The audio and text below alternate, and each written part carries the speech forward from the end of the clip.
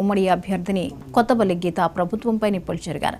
రాష్ట్రంలో ఒక సైకో ఉన్నారని, రంపచోడవరంలో అనంతబాబు అనే మరో సైకో గిరిజన ప్రాంతాన్ని నియంతలా పాలిస్తున్నారని ఆగ్రహం వ్యక్తం చేశారు. గతంలో ఎంపీగా ఉన్నప్పుడు వేసిన రోడ్లను స్థానికులు గుర్తు చేస్తుంటే ఆనందంగా ఉందని అన్నారు.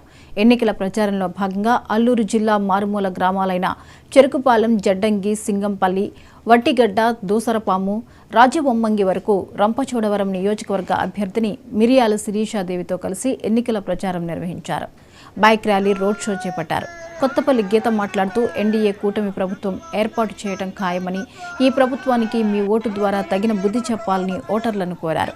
ర్యాలీలో కూటమి పార్టీల నేతలు, కార్యకర్తలు, గ్రామ ప్రజలు హారతులతో స్వాగతం పలికారు.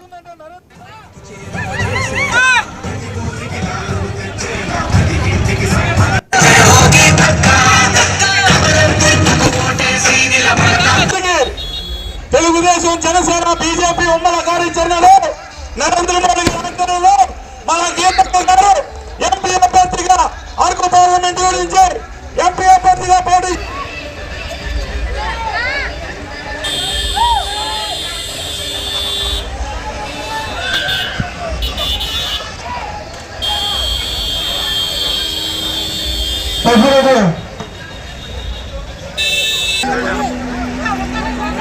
Hello AP, by by YCP, hello AP, by by YCP.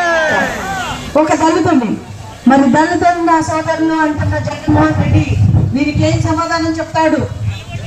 దళితుడు జగన్మోహన్ రెడ్డికి సోదరులా అండి? మీరే చెప్పాలి, నాకు తెలీదు. ఎందుకంటే గిరిజనులు, దళితులు నా అక్క చెల్లెళ్ళు, నా అన్నదమ్ములు అంటాడు. అంటే ఇప్పుడు చెల్లికి చేసి న్యాయమే మనకి చేస్తాడు, అంతేనా? చెల్లిని ఇంట్లో తరివేశాడు, సొంత చెల్లి తరివేశాడు. ఇక మనం ఎంత లెక్క? ఏమీ లేదు. మళ్ళీ భయపెట్టి, ఇప్పటికి భయపెట్టి బెదిరించి చేద్దామనుకుంటారు. ఆ ఆటలు సాగము. మనమందరం కూడా మనకి 4వ తారీఖుని దీపావళి వస్తుంది. దీపావళి సెలబ్రేట్ చేసుకుందామా? మీ అందరికి మరోసారి ధన్యవాదాలు తెలియజేస్తున్నాను.